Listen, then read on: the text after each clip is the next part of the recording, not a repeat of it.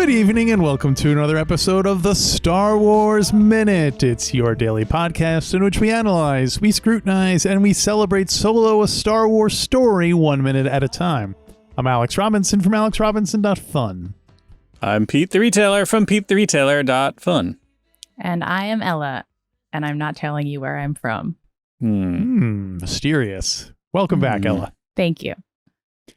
Today we're talking about minute 127 of Solo, a Star Wars story. Minute 127 starts off with Chewbacca the Wookiee grunting as Han puts the Falcon into hyperspace.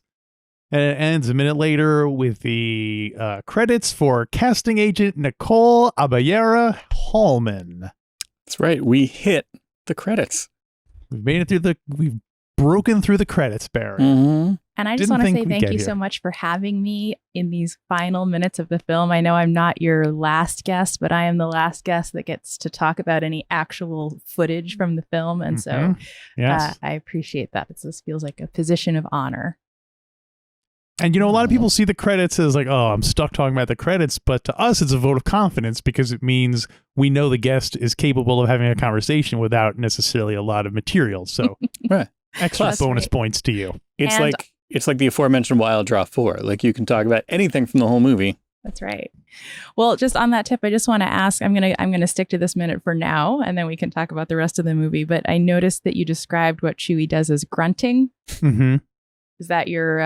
Is that just? I've. You don't like it? I don't really like it. No. I'm going to challenge you on. I would say growl. Growl? Okay. Or says. You know, it's his language. Says. Yeah. Oh, that's true. You're right. I am being speciesist by assuming that if I can't understand it, it's just grunting. But yes.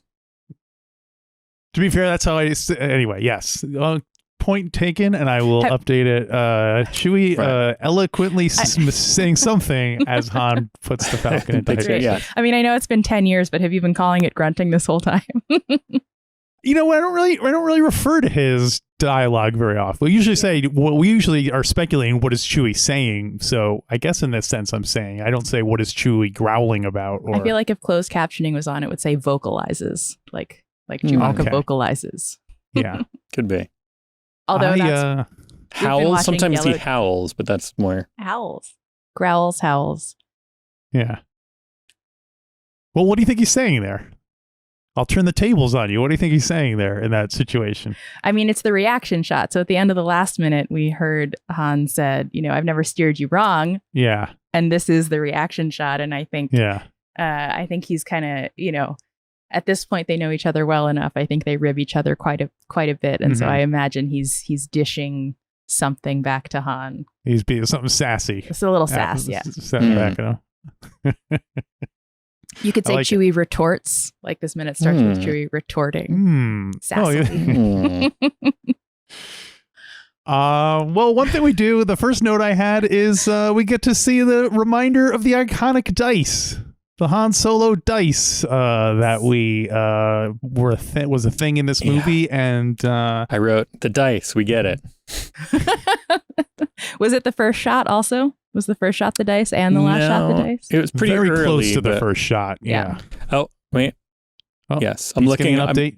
I put closed captioning on, and I put on some later scenes, and for Chewbacca says something, and it said growls in parentheses. Uh-huh. And then growling. So growling is the growling. I don't know if that's that much better. Although I realized that at the end of the last minute we were talking about making a mattress out of Chewie's hair, and now I'm like defending his his dialect. It was hair given up voluntarily, like those people who cut their hair for people who need wigs. So I like Tobias Beckett. I skipped to the end, and it definitely says, when have I ever steered you wrong? And Chewbacca, it says growls in parentheses. Growls. So, growls. Yeah. Right. Get out of here with that grunt nonsense. We don't know if that means every time he talks, he's growling, because he could just be going like, you know what I mean? Yeah. Humans also growl sometimes, or grunt, or howl, or make those kind of noises. So it's not conclusive. I think I would growl in response to when have I ever steered you wrong from Han Solo. What is Marge Simpson? Does her thing a growl? What is her like? Now, I wanted to. Han and Chewie pushed the levers together to launch the Falcon into hyperspace. Yes. Mm-hmm. Hand over hand together. Yes. Now, when we went, not Alex, not you, but Ella, when we went to Galaxy's Edge. Now, I was too afraid to fly the Falcon because I am notoriously a scaredy cat, and I was, I think, an engineer, and I hid my head under the table most of the time and just pressed a button or something like that. But I don't think you flew it the first time. I think we went back in with our friend Ralph, and that time you got to fly it. I believe. Remember flying it. Yes. Yeah. What was it like? It was the greatest experience of my life, Alex. Quite frankly. When have you ever steered me wrong? I remember it like it was yesterday. When have I ever steered? So it's like one of those flight simulators, right? Where the thing goes side to side and everything. And you've got a big screen that makes it look like you're. Okay. Yeah. Sounds cool. What stands out, I remember walking around before we actually got on the ride, like just being inside the Falcon. I think that was what felt memorable to me. The actual game ride part of it was short. And if they were smart, if Disney was smart, they would just build a hotel where every floor was like the Falcon, and you stayed in the Falcon like for the night. Wouldn't that be cool? They must have that. They don't. The whole. It would just be like a 50-story hotel, and each floor is a Millennium Falcon. Yes. Take my money. Take my money. Someday. Well, no, they got to make everybody believe that it's unique, right? So it's like Galaxy's Edge, where you see the Falcon, you go through a little tunnel, and then it takes you out into what you think is the Falcon that's out there, but it's not really. It's off somewhere else. Right. Yeah. One of 6 flight simulators or something. Right. Yeah. Guess you couldn't have windows then. Would that be too claustrophobic? Would people want to stay in a hotel that does not have any windows? And that's what I think the Galactic Star Cruiser doesn't have windows. Oh, that's true. Yeah, you're right. It'd be an option where if you wanted to break the illusion, you could open up like a porthole and look out. You have to throw a rock. Our 4-year-old, does he have a Star Wars minute name? I'm sorry. He's R4. I haven't been listening. What? R4. R4. So he when Han does that at the very beginning of the film, he says like, "I'm holding a thermal detonator." Oh. And I was like, it's not really a thermal detonator, it's a rock. And he was like, "How do you know it's not really a thermal detonator?" And I was like, well. Gotcha there. But then later there is like a thermal detonation. And so I was like, that's a thermal detonator. He's like, no, that's a rock. Yeah. That's because then it's funny because then at the end, when he saw the Crimson Dawn insignia, I think it was on the ring when someone drew it. Right. But then when it's also on the ring that she takes off of Dryden Voss's finger, and he leaned over to me and he was like, "That also looks like a thermal detonator." Yeah. So I was like, "Boy's got a fixation." Mm-hmm. And then so the music. This is something that bothers me. We should get. I want to retroactively go. I want to go forward in time and listen to Chrysanthe's episode. About this episode on Star Wars Music Minute about this, because I feel like half the time maybe the music swell into the main theme that like like half the time it's bad and half the time it's good. It's great. Half the time it's amazing. What do you mean by it's bad? Well, it just doesn't work. It seems like just like it's disjointed. Forced. Like obviously Star Wars, great. Phantom Menace, great. Like if it's going from like a celebration, I think Phantom Menace is great, right? From Agu's Great Municipal Band into, I think that one's good. Empire, like that, and Jedi originally, I'm not sure about this is just me sounding like the things that I liked when I was a kid are good, but no, there's other examples. I think some of the recent ones did it a lot better, but here it just seems kind of like suddenly it's like they're showing them flying and then they throw in a little bit of like the Millennium Falcon music for like 2 sets, like not even a full bar almost. Then it's just like, you know, like wait, you know, right into the main theme. It's like they're running short on time and they just had to like get it all out there. And it seems disjointed to me. I want to, maybe for Swim we can do it one time. I want you to watch the transition in all 11 movies, and you rank the best transition into the closing theme versus the worst transition. I should do it. Sounds like this is going to be towards the bottom. I'll be doing it while I'm on the air. Yeah. Okay. We'll get Chrysanthi on for that too. Yeah, perfect. Definitely. Explain it for me. But then we go into the credits. Some of the credits. My first one is that the executive producers, Lord and Miller. Oh, which I guess makes sense because they did a lot of the pre-production stuff, and so that's a good credit for them. Sure. Interesting setup for that. I assume that was some kind of contractual. Yeah. But I mean, again, they did a lot of the pre-production stuff, and they actually got to filming, so they did work that was. I think an executive producer credit is fine for that, for what they did. My next note is that the director of photography credit was too dark. I couldn't read it. Wah wah.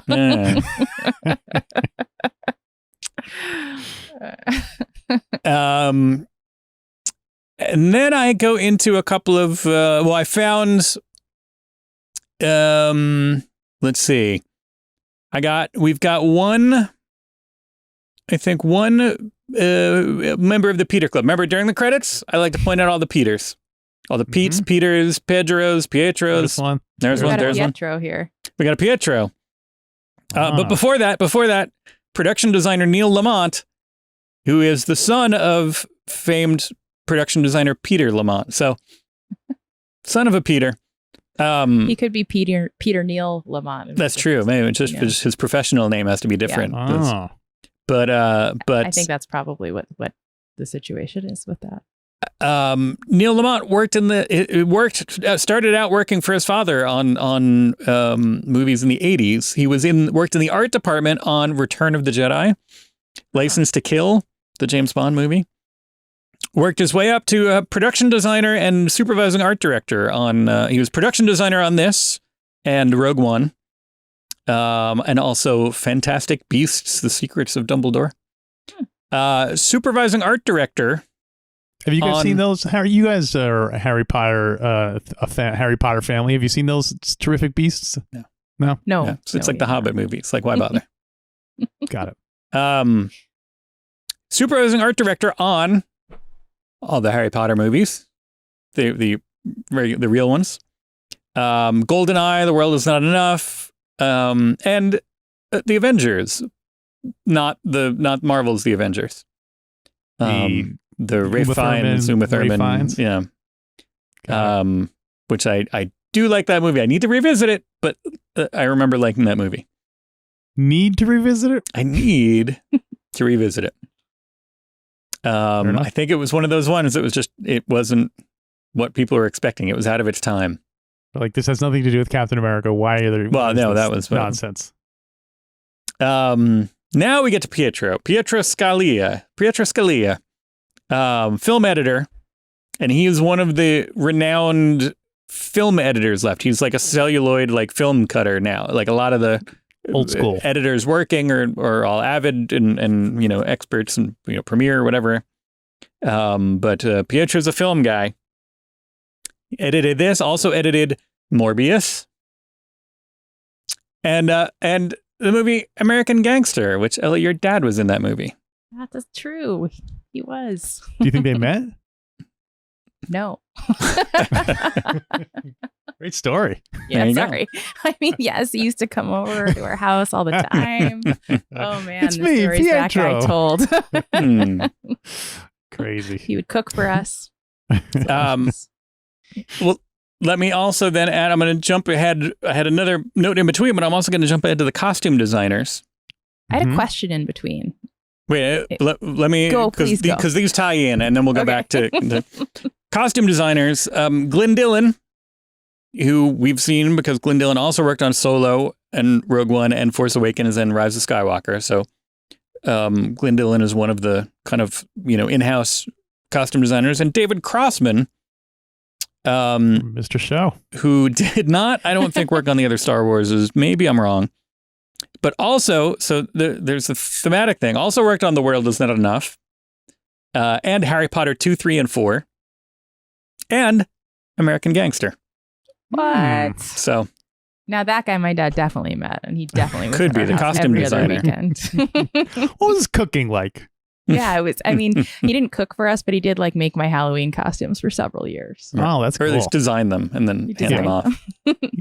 Pawn them off on assistants, I'm sure, for the actual construction of the. Yeah. Now, so in between, you said you had a question.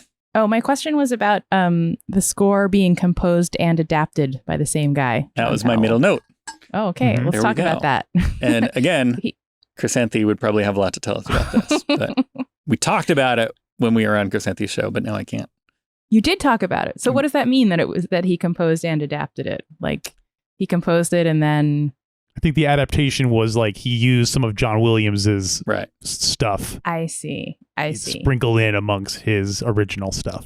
I see. Because the Han Solo theme and original Star Wars music by John Williams, and then the score was composed and adapted by John Powell. So chunks of it, he adapted some of that original Star Wars music to fit into that. Or no, wait, what's the other? So John Williams just did like a new theme for this movie, like a Star Wars story theme, and then John Powell came in and wrote everything else and adapted the classics. Yeah. Mm-hmm. Got it. How many tunes, like, do you think, it's really incredible that John Williams, I mean, I guess he recently announced his retirement, but like... I feel like, but that's been going on for forever. He's like Motley Crue. He's never really going to retire. One of many ways John Williams is like Motley Crue. Yeah. Tapes I listen to a lot in my car. Jeopardy. Listen. But yeah, I mean, I think it could be the kind of thing where he'll, they're like, hey, we need a special theme for this person. Maybe he'll do that, but he won't do like, it'll be like this where he won't do the full score, but he'll be like, oh, hey, we got the. But do you think he is like, oh yeah, I'll do it, and then sits down and write a thing, or does he just go through his files and be like, this is something I didn't use, and I can make it sound kind of Star Warsy, he must have so much stuff. I think they're like, Johnny, we need a theme for Han Solo, and he's like, all right, got it, all right. And I say he just does it over the phone. Yeah, and they record it. He might get a like composed and adapted by credit if he pulled something that he had written for something else but didn't use, right? Yeah. Like there must be some kind of intellectual property, even though he's John Williams. Well, I know only if he did right. Well, if he wrote it for that, if he wrote it but didn't use it for anything, then it's just sitting in his draft, so he can use it for whatever. Maybe if he wrote it for something else, if he got paid to write it for something else and they didn't use it, contract. Then I think it's about who was paying for his time when he wrote it. Well, all my notes have to do with director Ron Howard. Right. Good. Let's talk about Ron Howard. I just wanted to throw in one more technical. Oh, go ahead. Yes. Another Pete?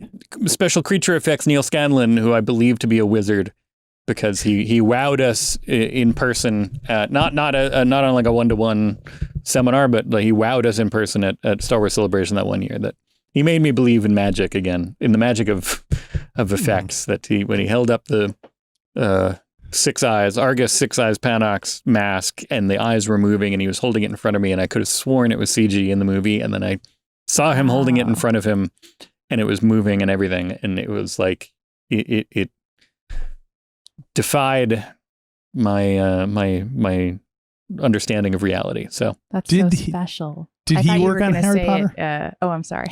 No, it's all right. I thought you were going to go back to Lando's wrist shooter card shooter web slinger, that was the effect that blew your mind. No. It was he you believe in magic again. Held up a mask, a low threshold kind of held appliance mask kind of a thing that could be worn on somebody's head, and it was in the movie. I swore it was CG because all the had a bunch of eyes moving around, but then we saw him just hold it out in front of him, and it's all automated and computerized, and he moved it around, and the eyes move as it goes, and it was amazing. So Big hats off to What's Neil his name? Scanlon. Neil Scanlon. Neil Scanley. Scanlon. Scanlon. So director Ron Howard. Scanlon. Ron. We all know Howard. and love director Ron Howard. Mm-hmm. Okay, so on IMDb, he basically has 3 big categories: producer, Mm-hmm. director, and actor. Which of these do you think he has the most credits in?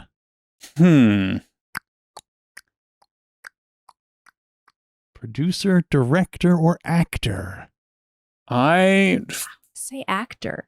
You're saying 'Cause actor I feel like is he'd most. wiggle his way into like Oh. anything he was producing or directing. He'd make a little cameo appearance. But he also, I mean, yes, and he also was acting from the age of like 5 to he didn't start directing until his 30s maybe or 40s. So Very that's a popular lot child of- actor. yeah, He's in a so lot of stuff. I'll support my wife here and say acting. Wrong. Shoot. Acting. He had 88 Okay, acting. Directing. No, producing. My first thought was producing. See, I'm kind of a cheater.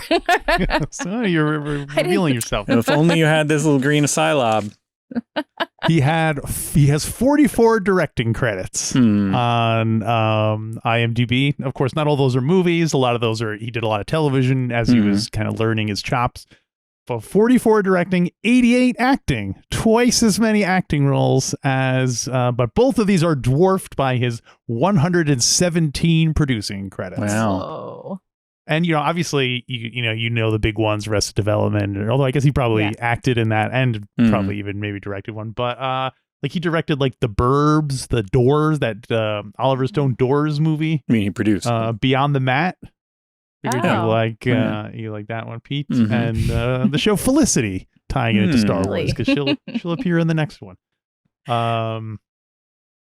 Acting credits, we all know we've seen him in dozens of things from the time he was a child. 44 things. 88 things. 88 different. Well, we didn't see him. Have you seen every single one? Do you think there's anyone who's seen every single Ron Howard? Episode of every single show he's ever been on? Probably Clint Howard has probably seen all of the things that Ron Howard did. Ron Howard makes him watch them all. Well, I looked up his credits on Happy Days and it said he played Richie Cunningham and Assistant DA Cecil Cunningham. What? And apparently there was a flashback episode talking about it's called the Roaring 20s, and I'm guessing everyone in the show was playing a 20s version of their characters. So Cecil Cunningham, Assistant DA Cecil Cunningham. Wow. Or Cecil. Could be Cecil. Cecil also, yes. They probably say it in the episode, but we'll see. And I know you guys are both Music Man fans. Sure, Music Man fans. Well, in high school, I played Winthrop in The Music Man, and I had to. Wow. I studied Ron Howard's role as Winthrop in The Music Man for the part. Fascinating. Were you told to do this, or did you is this just your acting? I think everybody was like, go watch the approach. movie so you know what to do, because we were all 14 and Right. Yeah. And because you've brought him up already, my dad also played Winthrop. It was his first role, and he became an actor after that. And he that's never when stopped acting. Neil Scanlon was like, that kid's going to become a star. Yeah. And and directing, of course, we all know movies, but I forgot he did Cocoon. I forgot that was a Ron Howard. I've never seen Cocoon, but I heard good things about it back in the day. I wonder if it's still Did you see it, Pete? I saw it in the theater, but probably not since then. And of course, 8 Days a Week, the Beatles documentary, wrong show. Frost Nixon, my personal favorite of the Ron Howard. And he also did his first movie, I think, was Night Shift, or that was his first big movie. Do you guys ever see Night Shift? No, I know about it, but Henry Winkler is the main. Michael Keaton and Henry Winkler are the two main guys, and it also has Cheers alum Shelley Long in it. So tying in with Woody Harrelson being in in this particular film.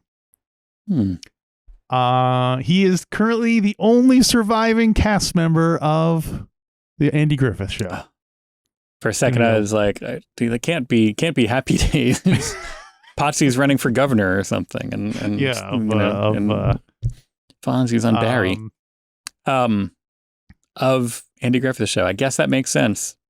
Yeah, I mean, it was show was 70 years ago or something. Yeah. So it's never as long ago as I think it is because it was a late black and white. Like it was concurrent with some other things that seem more modern, and it was an old-timey kind of vibe, but... Yeah. A bit of trivia. What do... Ron Howard has a bunch of children. What...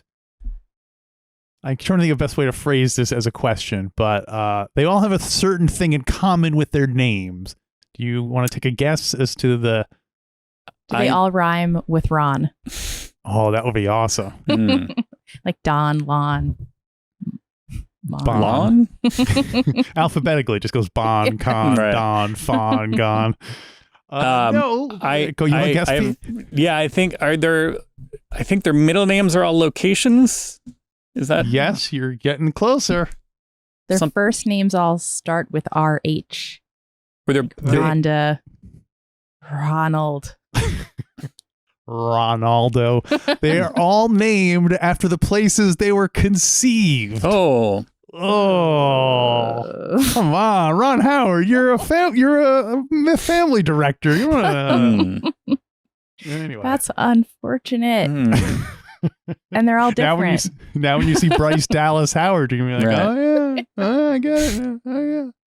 It's like, here comes Johnny Rest Stop Howard or something like some, like weird like. Oh. Dear. He is famous. Howard. That's very Happy Days, though. Yeah, or American Graffiti. Yeah. On a set of Happy Days, Howard. Wait, how many kids does he have, and what are all of their middle names? Oh, I couldn't tell you that. Oh, come on. I don't have that information handy. I'll start to look it up while you continue. I ask the next question. He's famous, of course, for including Clint Howard in all of his films, or not. I don't know if all his films, maybe. But his father was also an actor, and his father also appeared in several Ron Howard movies. Who do you think has appeared in more Ron Howard movies? Clint Howard, his brother, or Rance Howard, his father? Clint Howard versus Rance Howard. Who's been in more Ron Howard films? Rance? Rance. Rance. I was trying to think of some joke of how he got that name. Like that was where he was. You like don't even know what a rance bowl is. Of ranch dressing Howard. Rancid. Yeah. Not fetid. Yes. I can't think about that because I was looking up the answer to the other thing. And what do you got? What are the names? Rance.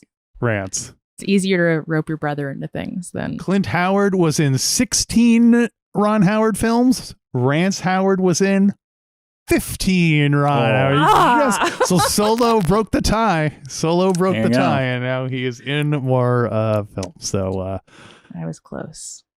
And I'm sure it'll be like Joe DiMaggio. Like no one will ever break that record of being in Ron Howard films because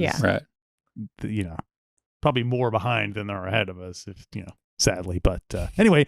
Pete, please give us the names of where all Ron Howard's children were conceived. Well, I'll start. Okay, here we go. 4 children. Bryce Dallas, then twins, Jocelyn Carlisle and Paige Carlisle. Carlisle Hotel. Okay. I saw that. That I do remember when I was looking it up. Their son, Reed Cross. Cross? That sounds sacrilegious. They're into some really weird stuff in their Howard household. This is their mother is Ron Howard married his high school sweetheart in a very Richie Cunningham style. But hopefully hopefully this is not a traditional family naming convention because her name is Cheryl Alley. So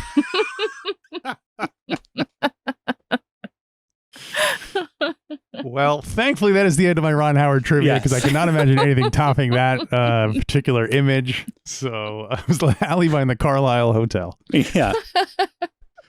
Well, that's all I had for 127. All right. I guess, Ella, you got anything else from it in 127? I don't. Did you go through counting all the Ellas in the credits? Yes, there were 0. Anti-Ella. We sure Zero about so that. far. You guys have a good 10 minutes left, right? So okay. Yeah. keep your eyes peeled. Okay. We'll do that. All right then. And so, we will also keep our eyes peeled for our friends over at moviesbyminutes.com. Now that the season is getting close to an end, you're going to need something to fill that void in your life. And if Godfather Minute or ABCDTOS/DEVO don't do it for you, go to moviesbyminutes.com. I'm sure you can find some movie there you're interested in. A bunch of people cracking wise about it 1 minute at a time. So go do that and then go here tomorrow on another Star Wars Minute. Here tomorrow. Star Wars.